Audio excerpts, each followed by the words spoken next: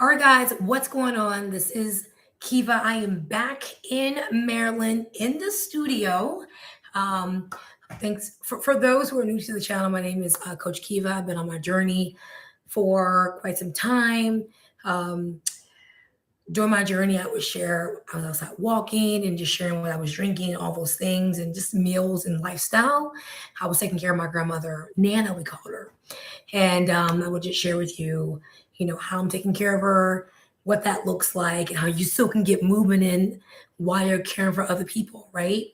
But my grandmother passed away in October of 25, and I'm still like in disbelief, like, Nana, where are you? But she's always here with us in spirit. I even have a button that I wear for my Nana right here. Amazing. Um, but anyways, I want to come on today just to share with you on, my journey for finding home care for my Nana. And as a result, we launched our own agency and we were licensed the same month my grandma passed away. And it was on my birthday.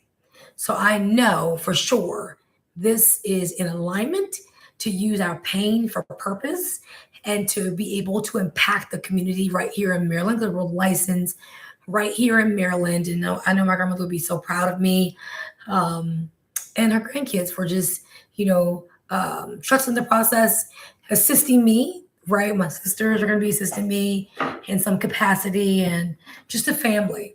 But put in the comments down below where you're checking in from, and if you're looking for home care, what has been some of your biggest challenges, right? And if you're in the state of Maryland, let me know what city you're in, what county you're in, because we are here in Anne Arundel, but we service multiple counties: PG, Anne Arundel, Howard, Montgomery.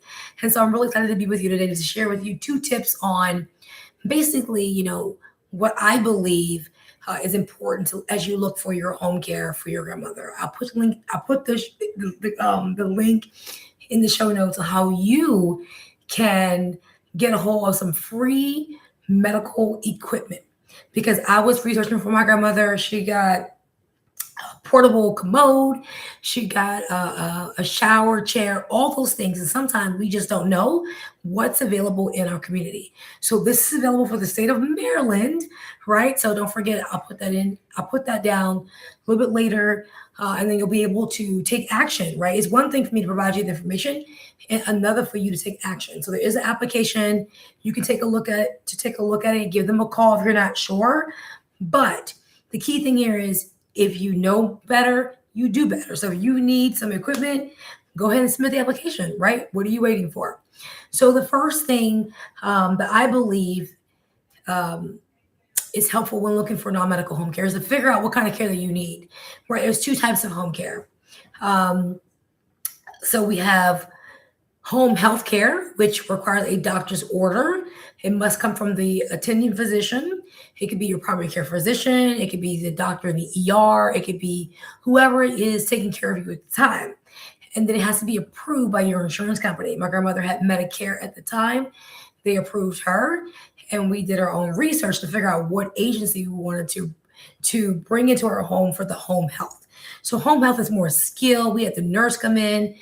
We had the physical therapist, the occupational therapist all come in to support my grandmother while she was at home because she wanted to remain home and be independent. She made it very clear, Kiva, I am not going to long term. I'm not going to be at the rehabilitation center. Now, she did go a few times because she needed to be able to build her strength up with mobility and things like that.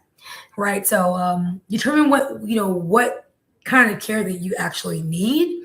And the other care is called non-medical home care. And that simply requires you to make a decision if you want to invest in your loved one, right? And that means that the home health care and the non-medical home care can work together to be a team, right? For a care team.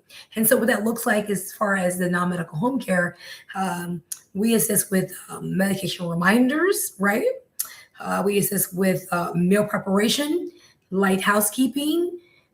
We transport to appointments, right? My grandmother would be like, Kiva, I'm so grateful that you took me to my appointment. And so I'm going to find some videos and pictures of my grandmother waiting for me to pick her up. It was such a blessing to see her because she took care of me when I was little. And then I had the privilege to help her in her elder years. She passed when she just was going to turn 84. Her birthday just passed April 2nd. Um, so figure out what kind of care you need, and then your insurance company will need to cover the home health.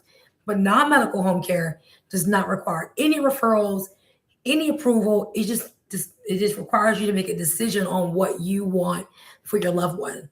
There are some ways to pay for it. You have long-term care, which helps pay as well. Sometimes you do need to front the money up first, and then you get the documentation, and then you submit for reimbursement. You have life insurance. If you have living benefits, you can certainly do that as well. Call your policy, your company, and figure the piece out. And then you also have, I know Medicaid covers too, but figure out what your state. And then private pay, right? My grandmother did not qualify for any of the programs because she had income and it was just above the limit. And so that meant that she was going to invest in her home care, non medical, and she did. And let me tell you, the agencies that we fired two. One in particular did an amazing job nursing her back together. To see her transform to her baseline health was amazing. So grateful. And I do believe that she lived longer because she was around her grandkids, her great grandkids. I have four of my own, which were her great grandkids. And then just to be out, we took her out to outings, to lunch, to dinner, right? And even when she wasn't at her best, she still went out, and I admire her so much. So we honor her every single day. Um, and just, it was a privilege to be able to care for her. What else? So the tip number two is simply to decide on how many hours and what days of the week that you need care. My grandmother was on dialysis. She had kidney failure, right? And so she was on dialysis. And she honestly found out when she was later in the stages. So now the family is taking precaution like anyone else should do, right? Figure out, like, know your health. Go to the right specialist, right? Because sometimes that one physician, may have missed it or may didn't check certain levels, but we have to do our own due diligence because when we know better, we have to do better. Okay. So moving on. So figure out how many hours you need, what days of the week you need. My grandmother had dialysis Monday, Wednesday, and Friday. So we knew in the beginning when she came from the hospital ICU, when she went to the regular floor, and all those things, we knew that she needed to have care Monday through Friday, right? And so we worked as a family to figure that out, but we still needed the agency to be in to be able to support. And that was amazing, even though we had some agency take her to McDonald's, and that was not on the care plan. So it's really important that we understand our agency, we follow the care plan. There is no negotiation with that. We are not taking you anywhere. And if you do want to make edits to your care plan, it needs to be updated. Like we're going to be in compliance. We're not going to be changing things last minute. What else? So that was helpful. Just making sure that you know that there are ways to pay for it. It could be other programs that I just don't know about. And if you do, put them in the comments down below and just share, because I believe sharing is caring, right? What else? I think that's pretty much it. Those are two tips to figure out what kind of care you need and how many hours you need. In the beginning, it could be it was like 40 hours, 40 plus hours in the beginning. And then it decreased as my grandma got better. And we all took turns. She did live with me for a little while, like 45 some days when she came from rehab. She was like, Kiva, get me out of here. I'm like, okay, and then I'm going to do that. So we provide care, whether you're in your home, whether you're in a rehab, just to check on you, like a wellness check-in for companion care. We don't go hands-on when you're in those facilities. It's called supplemental companion care.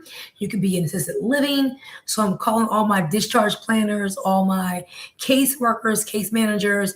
If your patient is seeking support at home as non-medical, meaning supporting with daily living activities, getting dressed, grooming, helping with bathing, all those things, then you're definitely in the right place. I think I pretty much covered everything. Put your comments put your questions in the comments down below, and I will respond back. That's it for now. But please take the time to figure out what is important to you and what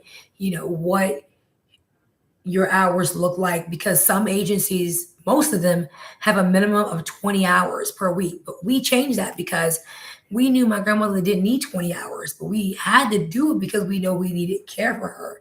So what we've done, right, for a limited time, right now we have made it where it is a minimum of 2 to 3 hours right now per day, because we know that you may not always need care for that for like Monday through Friday, right? Or you may need care for a couple hours. It could be an emergency. It could be all kinds of things. But you can talk to our team by sending us a message on email, or you can give us a call as well. The best way to reach us is through email, and we can talk about it offline. But just be aware that there are minimum hours with a lot of agencies, and we had to do 20 hours. But we understand you could be a caregiver, you may only need 2 hours to go to the mall or to go to dinner or go to the movies, right? I remember that, right? And just not being able to have certain resources is was really challenging. But when we found the right agency, it was a game changer. So that's it for now. Have an amazing evening, and I will see you all next time.